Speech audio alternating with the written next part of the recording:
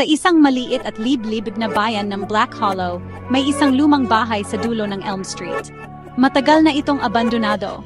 Ang mga bintana ay basag, ang pintura ay nagbabalat, at ang bubong ay lumulundog dahil sa bigat ng panahon. Walang sinuman ang nangahas na lumapit dito, dahil ang bahay ay sinasabing isinumpa. Ang mga pumapasok ay hindi na nakakalabas. Isang malamig na gabi ng Oktubre, isang grupo ng mga kabataan, sina Emma, Jake, at Mia, ay nagpasyang patunayan na mali ang mga alamat. Gamit ang mga flashlight at tapang, pumasok sila sa bahay, tinatawanan ng mga kwento ng mga multo at pagkawala.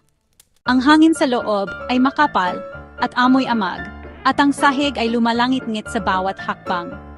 Ang mga dingding ay natatakpan ng mga kakaibang simbolo na malalim na nakaukit sa kahoy.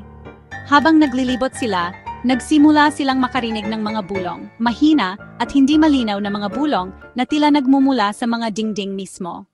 Narinig mo ba yon? Hangin lang yon. Ang mga bulong ay lumakas, mas mapilit. Itinutok ni Emma ang kanyang flashlight sa mga dingding, at ang mga simbolo ay tila gumalaw at nagkikislot na parang buhay. Sinubukan ng tatlo na umalis, ngunit ang mga pinto at bintana ay nawala, napalitan ng mas maraming dingding na natatakpan ng parehong nakakatakot na mga simbolo. Ang mga bulong ay naging mga boses, tinatawag ang kanilang mga pangalan, hinihimok silang manatili. Ang mga dingding ay nagsimulang sumara, ang mga simbolo ay kumikinang na may mahinang at nakakasulasok na liwanag. Nataranta sila ng mapagtanto nilang wala ng paraan palabas. Ang huling narinig nila ay isang koro ng mga boses, umaawit sa isang sinauna at nakalimutang wika.